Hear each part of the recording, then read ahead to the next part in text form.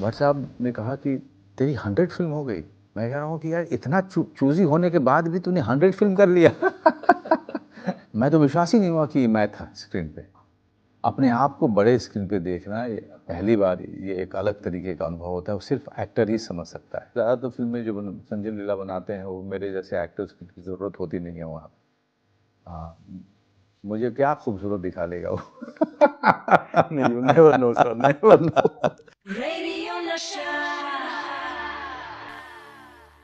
Hey hello everyone, this is your Bollywood spy यानी कि RJ Divya सोलका। और इस वक्त मेरे साथ मौजूद है हमारे देश के एक बहुत ही कमाल के actor Manoj Bajpayee. Thank you ji. Manoj भाई, मतलब मैं सिंगल कॉन्ग्रेचुलेशंस नहीं कहूँगा, डबल ट्रिपल मतलब मल्टीपल कॉन्ग्रेचुलेशंस। एक तो बंदा के लिए आपको अवार्ड्स पे अवार्ड्स मिल रहे, touch wood for that. Then जिस तरह से ZEE5 पे जो viewing minutes 1 billion, which correct me if I am wrong, जो इतने हो गए, which is again a record in its. फिर आपकी 100 film that's released on ZEE5 पे, भैया जी इज़ आउट देयर, उसने भी रिकॉर्ड ब्रेक कर दिया है। साइलेंस रिकॉर्ड ब्रेक कर रहा है। सर टचवुड, आई थिंक किस तरह से एंजॉय कर रहे हैं आप, कैसे सेटल डाउन हो रहे हैं? मैं एंजॉय तो ऐसे ही कर रहा हूँ आप लोगों से इंटरव्यू करके, एंड आप जैसे दोस्त भी मिल जाते हैं जो जिनको मैं जानता हूँ पर्सनली, तो और भी अच्छा लगता है। बट इट्स दैट मीन्स कि जो आप सोच रहे थे, जिस वजह से आपने ये सारी फिल्में की, कहीं ना कहीं आप उसमें कामयाब हो गए। वो उसको अपने जो आपने सोचा था वो आपने अचीव किया। नॉट बिकॉज कि इतने लोगों ने देखा, इस बिकॉज इतने सारे लोगों ने उसको प्यार दिया। सिर्फ नंबर दिखाने से नहीं होता है। फिल्म क्या बनाई आपने, फिल्म कैसी दिखाई, वो उससे बहुत मैटर करता है मेरे लिए। अगर 100 लोग में से 90 लोग उस काम को पसंद करते हैं, 10 भले ही उससे अग्री नहीं करते हो, चलता है।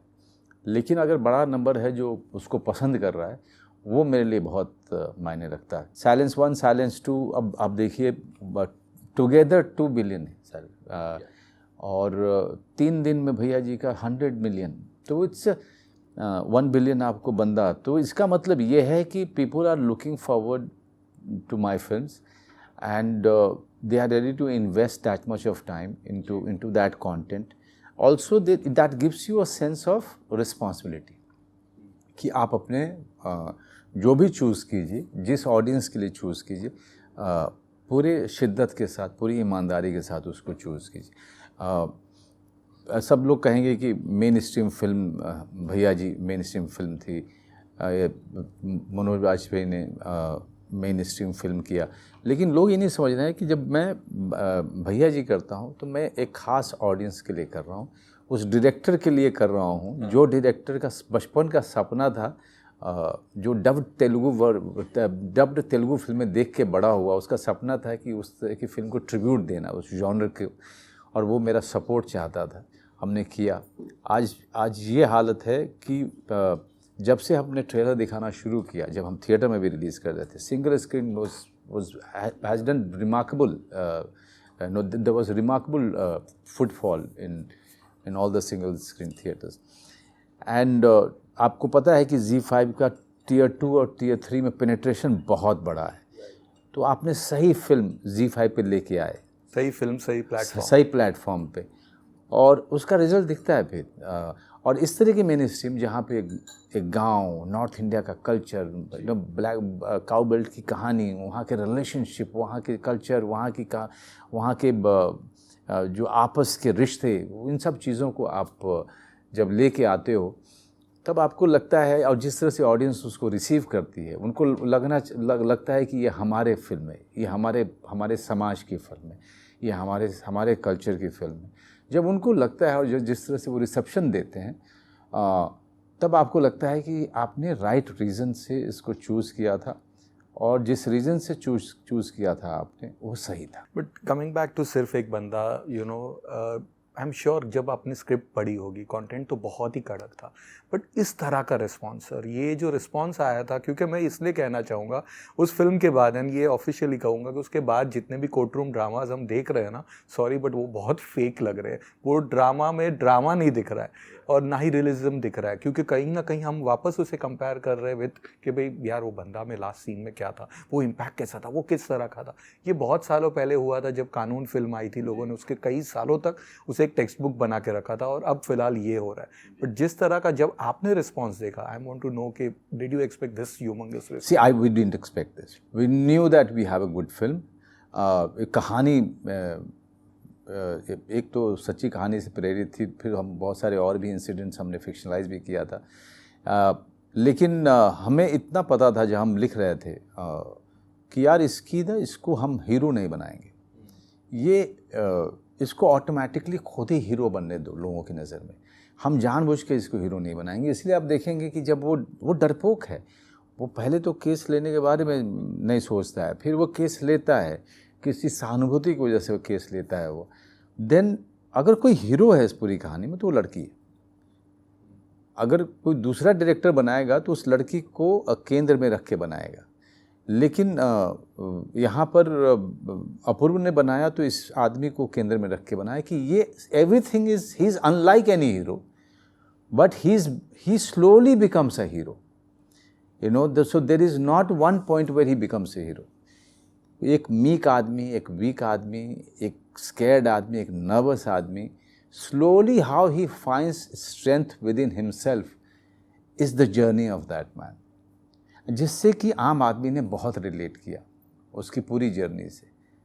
सो जब वो मोनोलॉग के बाद का जो वो उसका सुर है और जहाँ पर वो पूरे तरीके से फटता है, वहाँ पे हीरो नहीं बनता है, वो हीरो एंड में ऑलरेडी बन चुका है, धीरे धीरे करके ग्रेजुअली होते होते वहाँ पर तो वो उसका गुस्सा फूटता है जो उसने इतने समय तक फील किया था। ऐसा लगता है जैसे किसी की आवाज़ दबाई गई हो, वो अब जा कर के निकल आई, जहाँ पे वो अपने अध्यात्म की, अपनी भक्ति की, इन सब की बात करता है। दैट इज़ वाई मैं, दीपक किंगरानी, मैं और अपूर्व, हम लोगों ने कम से कम नहीं भी तो मैं उनके 18 ड्राफ्ट मैं सुन चुका था। हम जब ड्राफ्ट होते थे तो वो मुझे बुलाते थे, मेरा ओपिनियन लेते थे, मैं अपने सजेशन देता था, फिर उसको नोट डाउन करके फिर वापस जाते थे, फिर वापस आते थे। और सिर्फ स्पीच का जो है नहीं भी तो 30-40 वर्जन बने थे, सिर्फ 30। और वो रामायण हमारा जो है वो क्रैक नहीं हो पा रहा था, और वो भी कहीं ना कहीं डिवाइन हेल्प हुई है हमारी, क्योंकि वकील के दफ्तर में बैठे हुए थे दीपक किंगरानी, और मैं उनको बोल रहा था कि यार कुछ इस तरह से आना चाहिए कि भाई कि इसने हमारे हमारे महादेव के साथ धोखा किया है, ये लाइन आनी चाहिए यार। लेकिन वहाँ उस लाइन पे पहुँचने के लिए दीपक किंगरानी को बहुत सारे कुछ और चाहिए थी, उसको मिल नहीं रहा था। वो उस वकील के दफ्तर में बैठा था, अचानक राजस्थान में ही, और अचानक एक वो वकील जो थे वो किताब निकाल रहे थे, वहाँ से छिटक के एक पेपर गिरा। वो 3-4 दिन पहले का पेपर था, न्यूज़पेपर, हिंदी न्यूज़पेपर, और वो ऐसे लेकर पढ़ने लगा, उसमें रामायण का वही प्रसंग लिखा हुआ था। वाह वाह। तो उसने देखा, उसने वो रख लिया अपने पास वकील से बोल के, और वो चीज़ वो अपने भाषा में लेके आया। ये डेस्टिनी होती है, you know, this is like divine intervention 100%।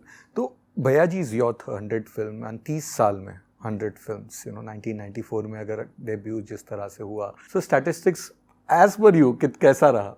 30 films, 30 years, 100 films. Bhatt साहब ने कहा मुझे, महेश भट्ट साहब, जब मेरे 100 फिल्म की सेलिब्रेशन और बंदा के 1 बिलियन टच करने पे जो सेलिब्रेशन हुआ था, पार्टी हुई थी, तो भट्ट साहब को मैंने बुलाया था। भट्ट साहब ने कहा कि तेरी 100 फिल्म हो गई? मैंने कहा जी, और आपका बहुत बड़ा योगदान रहा है। कहता अरे यार वाजपेयी, वो नहीं कह रहा हूँ, मैं कह रहा हूँ कि यार इतना चूजी होने के बाद भी तूने 100 फिल्म कर लिया। तो मैंने कहा बहुत भट्ट साहब की मैं कोई बड़ी बड़ी फिल्में तो की नहीं ज़्यादा मैंने, और ना ही कोई स्टारडम का वैसा शौक़ था। हाँ, अच्छी फिल्में, अच्छे कैरेक्टर करने का शौक़ था, तो वो फिल्में मेरी 35 दिन में, 40 दिन में ख़त्म हो जाती हैं। बंदा को भी तो मतलब 38 डेज़ में ख़त्म हो गई। मतलब भैया जी जैसी फिल्म हमने 44-45 डेज़ में ख़त्म की है सर। सो आप सोच सकते हैं कि तो वो इसलिए क्योंकि एक बजट में रहना है, और और हमको जो है उस बजट में ही एक बहुत ही बेहतरीन बड़ी फिल्म बनानी है। तो ये दिमाग में ये रहता है, हम अपने आप को हम कम महत्व देते हैं जब हम शूटिंग कर रहे होते हैं, हम फिल्म को ज़्यादा महत्व देते हैं। क्या बात है। तो 1994 में जब पहली बार फिल्म रिलीज़ हुई थी, बड़े पर्दे पे जब आप देखने गए थे बैंडिट क्वीन को, आई वांट टू नो वो एक एक्सपीरियंस कैसा था, कहाँ देखी थी? नहीं, मैंने एक प्राइवेट स्क्रीनिंग रखी थी इंडस्ट्री के लिए, शेखर कपूर साहब ने, मेरे ख्याल से सनी सुपर साउंड ही था। उस समय मैं था कि नहीं, मेरे ख्याल से यही था। और जिस तरह का मैंने रिसेप्शन जो मैंने देखा, मैं तो किसी बड़े बड़े लोग आए थे और मैं तो एक स्ट्रगलर टाइप का आदमी था, और मुझे तो हिम्मत ही नहीं हो रही थी किसी से बात करने की। मैं तो सिर्फ देखे जा रहा था औ में, राम गोपाल वर्मा हैं, फला हैं, ये हैं, जीनत अमान मैम हैं, ये सब लोगों को सिर्फ देखे जा रहा था, बड़े बड़े लोग, बॉबी देओल। जब मैं निकला तो मैं तो विश्वास ही नहीं हुआ कि मैं था स्क्रीन पे। अपने आप को बड़े स्क्रीन पे देखना पहली बार, ये एक अलग तरीके का अनुभव होता है, वो सिर्फ एक्टर ही समझ सकता है। तो आई एम श्योर बचपन में आप कई फिल्में देखते थे सिनेमाघरों में, तो कोई एक ऐसी फिल्म की कोई स्पेशल मेमोरी याद है जो एक होता है ना कि भाग के देखी या ये देखी और देखते ही गए, वापस देखने का मन हुआ, समथिंग वेरी स्पेशल मेमोरी जो आप सबको शेयर करते हैं? मैंने तो फिल्में कई स्थितियों में देखी। मतलब मैं तो 5th स्टैंडर्ड में था जब पहली बार मेरे शहर में मेरी माँ बाप भी थे, और वो मुझे लॉज में रहता था मैं, तो वहाँ पे लेके डालने आए थे। तो मेरा दोस्त था उमेश शराफ, और वो शहर में रहता था, तो वो शहर का बच्चा था। तो शहर के बच्चे कॉन्फिडेंट होते हैं, कभी भी कहीं चले जाते हैं, अकेले चले जाते हैं। तो वो आया, उसने जो है मेरी माँ से कहा कि आप चाची, इनको मनोज को ले जा रहा हूँ मैं फिल्म दिखाने के लिए। 5वीं क्लास में मुझे अकेले भेज दिया था इन लोगों ने उमेश के साथ में, और कैसे हमने चारद्वारी पार करके और कैसे टिकट छोटे छोटे हाथ वाले टिकट में ले करके अपने फिल्म देखी थी। वो एक्सपीरियंस, पहली बार फ्रीडम का एहसास, मेरे ख्याल से वो सारी एक्सपीरियंस को जो है बीट करता है। फिल्म याद है? गोरा और काला।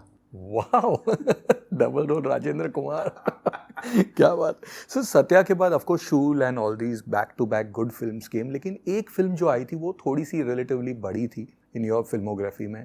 बच्चन साहब थे उसमें, आप नेगेटिव रोल कर रहे थे। अक्स फिल्म थी, वो जो कैरेक्टर था आपका राघव का, वो आज भी राघवन का रोंगटे खड़े करते थे। वो वेरी इविलिश कैरेक्टर कह सकते हैं, डेविलिश कह सकते हैं, प्रॉपर डेविल टाइप का कैरेक्टर था। लेकिन मुझे जानना है कि जब शूटिंग कर रहे थे वहाँ पे बच्चन साहब के साथ करना, एक कहीं ना कहीं एक फैन बॉय मोमेंट भी हुआ रहेगा, बड़ी फिल्म भी थी, किस तरह का एक्सपीरियंस था उसके बाद? सुलगामा उस मामले में देखिए, मैं हमेशा कहता हूँ कि बच्चन साहब का मुझसे बड़ा कोई फ़ैन नहीं हो सकता। मैंने इतना, मैं बचपन मेरा छोटा था, मैं तब से लेकर के अब तक, अभी भी जब सामने खड़े होते हैं मैं सिर्फ ऑ में रहता हूँ उनके। लेकिन पता नहीं, मेरा एक्टर एक ऐसी चीज़ है, मेरा एक्टर कुछ अलग है। मेरा एक्टर जब कैमरा के सामने होता है तो फिर वो काम पे ध्यान देता है, फिर मैं कैरेक्टर होता हूँ और अगला एक्टर जो होता है वो भी कैरेक्टर होता है। उस समय नहीं होता था मुझे, मैं एकदम से सेपरेट हो जाता है, अपने आप ही ऑर्गेनिकली सेपरेट हो जाता है। फिर मैं और बच्चन साहब जो है एक दूसरे के साथ कैरेक्टर के तौर पे इंटरेक्ट करते थे। लेकिन उसके अलावा बातचीत होती थी, बहुत प्यार देते हैं, कभी मिलते भी हैं। तो मैंने उनके साथ 3 या 4 काम किए हैं और हमेशा बहुत ही कमाल का अनुभव रहा। उनके साथ प्रमोशन भी किए हैं एक्सटेंसिव हमने, और बहुत करीब से भी उनको जाना। लेकिन और नहीं हटा मेरा, कभी भी नहीं हटा। Of course. बट उसी वक्त बच्चन साहब ने एक स्टेटमेंट दिया था that he became fan of your work after Aks. उन्होंने हर जगह पे ये कहा था कि मेरे से ज़्यादा बेटर काम मनोज बाजपेयी ने किया। तो वो तो एक बच्चन साहब की बातों में मत जाइए, बहुत हम्बल आदमी है वो ऐसा भी कुछ नहीं है। सिर्फ बच्चन साहब के साथ खड़े होना, कैमरा शेयर करना। She is a legend, he is such a superstar. I really believe कि कोई भी 83 की एज तक इतना बड़ा सुपरस्टार कैसे रह सकता है। उसके बाद जो एक और बड़ी फिल्म जो आपकी आई थी, and that was again, role छोटा था लेकिन इम्पैक्टफुल रहा था, and that was Veer Zaara, Yash Chopra's film. उस वक्त मेरे पास कुछ मैगजीन्स के कलेक्शंस भी है, और वहाँ पे बिफोर द रिलीज़ काफ़ी लोगों ने ये पूरा पब्लिसिटी किया था कि Shahrukh Khan Manoj Bajpayee coming together, face off हो रहा है, ये हो रहा है, इस तरह से किया गया। Maybe because of your Delhi connections, maybe because roots कहीं ना कहीं आपके सेम थे। वो एक एक्सपीरियंस कैसा सर? अच्छा रहा था, लेकिन मैं सुरगामा, मैं तो यार वहाँ पर दिल्ली में 2 दिन काम किया था और 2 दिन अमृतसर में काम था मेरा। 1 दिन अमृतसर में था, 1 दिन, और 3 दिन यहाँ था या 4 दिन, बाकी मेरा काम ख़त्म हो गया था। तो मैं तो सिर्फ मेहमान था वहाँ पे, और जो यश जी ने बहुत इज़्ज़त दिया था मुझे, उनकी टीम ने बहुत इज़्ज़त दिया था, और इसको मैं हमेशा चेरिश करूँगा। यश जी से की फ़िल्म में उनसे उन्होंने डायरेक्शन दिया मुझे, और इस बात को लेके मैं बहुत खुश था कि यश चोपड़ा की फ़िल्म में मैंने काम किया, और भले ही, और उन्होंने कहा भी कि यही रोल है मेरे पास में, है ना। ज़्यादातर फिल्में तो मैं रोमांटिक और जिस तरह की बनाता हूँ, लेकिन यही रोल जब मेरे सामने आया तो उन्होंने पिंजर देखा था, पिंजर के मुरीद हो चुके थे मेरे परफॉर्मेंस के, इसीलिए वो देखने के बाद उनको ख्याल आया कि उस रोल के लिए मुझे बुलाया, इसीलिए। आज की दौर में जब एक 70s 80s का दौर था जब डायलॉग्स के लिए बहुत सारे एक्टर्स जाने जाते हैं, आज हार्डली कोई बचे हैं। You are among those last few जिनके डायलॉग्स की एक अलग अपनी स्टाइल रही है, फिर चाहे वो सत्या के डायलॉग्स हो या फिर आपके गैंग्स ऑफ वसेपुर के डायलॉग्स हो, अक्स के है, राजनीति के है। You have that knack in you. आपको लगता है आपके बाद वो कहीं पे नहीं होने वाला है? और कितना एंजॉय करते हैं, रिलिश करते हैं, या कहीं भी जाते हैं तो लोगों की डिमांड तो होती होगी एक सत्या का डायलॉग हो जाए, एक राजनीति का डायलॉग हो जाए? लेकिन इन सारी चीज़ों में मैं लोगों को हमेशा कहता हूँ यार, मैंने जब बोला वो तो कैरेक्टर में बोला, कैरेक्टर निभा रहा था मैं उस तरीके से, जिस तरह से उस पर काम किया था मैंने, उससे वैसा बोला। लेकिन वो पॉपुलर कैसे हो जाते हैं, क्या चीज़ है कि ऑडियंस जो है अचानक किसी चीज़ को ऐसे पकड़ के बैठ जाती है और उसको भूलती नहीं है, ये चीज़ मुझे आज तक समझ नहीं आई। जबकि आप जब कर रहे होते हैं तो किरदार में होते हैं, आप सिचुएशन को जस्टिफाई कर रहे होते हैं, आप डायलॉग नहीं बोल रहे होते हैं, आप जी रहे होते हैं, लेकिन लोगों को कुछ लाइनें अब चिपक जाती हैं। Which is your favourite one from all these? मैं फेवरेट तो सब है यार, हाँ, लेकिन बट ज़्यादा कौन सी बोलने के लिए डिमांड आती है? डिमांड तो सबसे ज़्यादा, क्योंकि आजकल का जनरेशन ने सत्या नहीं देखी है। सत्या के समय में वो 2 साल के होंगे, 3 साल के होंगे, लेकिन आजकल के लोग ज़्यादातर मुझे बोलते हैं सरदार खान का बोलने के लिए, या फिर जो रील पे बहुत फेमस है shoot out at Wadala, of course ji, तो ये सब ज़्यादातर चलते हैं। सर, विश लिस्ट की बात करें तो बहुत सारे लोगों के साथ आपने काम किया, लेकिन कईयों के साथ नहीं भी किया है। हर एक्टर की एक विश लिस्ट होती है of working with certain actor and certain directors. वो कौन से रह गए? कुछ नाम अगर आप आज शेयर करेंगे। देखिए, गुलजार साहब के साथ काम नहीं कर पाया मैं, और किसके साथ, मैं गोविंद निहलानी जी के साथ एक अर्ध सत्य या आक्रोश टाइप की फिल्म करना चाहता था, लेकिन मैं आया ही उस समय जब ये सब लोग जो है अपने लास्ट लेग में थे। श्याम बाबू के साथ इच्छा थी और मैंने जुबैदा कर ली। एक गुलजार साहब, एक Sanjay Leela Bhansali, you can say, लेकिन वो तो ज़्यादातर फिल्में जो संजय लीला बनाते हैं वो मेरे जैसे एक्टर्स की ज़रूरत होती नहीं है वहाँ पर। मुझे क्या खूबसूरत दिखा लेगा वो। नहीं, never know sir, never know. Sanjay के पास कुछ होगा नहीं दिखाने के लिए, but he is a very good film maker in of his own kind. जिस तरह की वो फिल्में बनाते हैं, जिस तरह से वो विजुअलाइज करते हैं, विच इज़ वेरी यूनिक। तो if given a chance, time machine में गोइंग बैक अगेन, तो जो आपकी कुछ जो फिल्में हैं, उन कैरेक्टर को आप एक वर्ड में एडवाइस क्या देंगे सत्या के लिए अगर वापस जाते हैं? I know you are very critical about your work, तो आपने ये भी कहा मैं ये पब्लिकली नहीं बोल सकता, मैं ये पब्लिकली नहीं बोल सकता। ओके, एक टिप क्या देंगे? क्रिटिकली नहीं, बट एक टिप क्या देंगे, positive tip?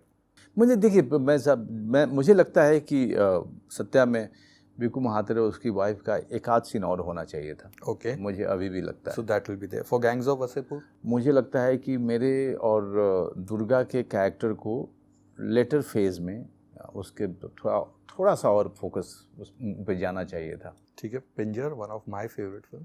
Pinjar is a perfect film. या even I would say Pinjar, because it was written by Amrita Pritam, वही चीज़ स्क्रिप्ट में डाली गई थी, तो it was a perfect film. It's a literature which stood the test of time।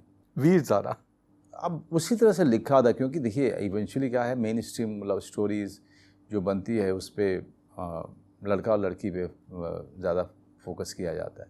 मुझे लगता है कि मेरा जो कैरेक्टर था उसको और थोड़ा सा ग्रे बनाने के लिए एक आध सीन और देने चाहिए थे, क्योंकि अगर आप देखिए तो इवेंचुअली तो उसकी मंगेतर ने उसके साथ चीट किया। हाँ, वो हीरो था। है ना? एक गाना भी हो सकता था। नहीं, गाना नहीं, मैं अगर सीन भी होता है जहाँ पे where he feels that he's wronged completely, he's wronged, एक ही सीन था जहाँ पे वो जेल में बात करता है शाहरुख के कैरेक्टर से। मुझे लगता है कि एक सीन और होना चाहिए था। राजनीति में कुछ भी नहीं, मतलब आई थिंक उसको मरना नहीं चाहिए था। ओके, लास्टली अक्स मुझे लगता है कि अक्स के सेकेंड हाफ में राघवन और बच्चन साहब के अंदर राघवन गया है, वो राघवन को वापस आकर के बच्चन साहब को कन्फ्रंट करना चाहिए था। बाहर आकर के कन्फ्रंट किया, फिर अंदर गया, बाहर आके, तो उससे क्या है कि लोगों को लगातार राघवन दिखता रहता, उसका डेंजर हमेशा दिखता रहता। आई थिंक वो मेरे ख्याल से थोड़ा सा हम वहाँ मिस हुए। सवाल तो बहुत सारे, लेकिन अगेन वक्त का तकाजा है। फाइनली ZEE5 पे कुछ और स्पेशल आ रहा है, Yes. बस है, वो बताइए। डिस्पैच कनू बहल की फिल्म, बहुत कमाल की फिल्म बनी है, एंड वो एक ऐसा एक्सपीरियंस होने वाला है लोगों के लिए, एक बहुत ही अलग तरीके की फिल्म। और रॉनी स्क्रूवाला जो है उसके प्रोड्यूसर हैं, RSVP प्रोडक्शन उनका। बाकी मुझे बताने से मना किया गया है, लेकिन I am really looking forward to this one in November, December, whenever they decide to start streaming. Even we are looking forward to that, and thank you, sir. Thank you for being with us. Thank you very much. Radio Nasha.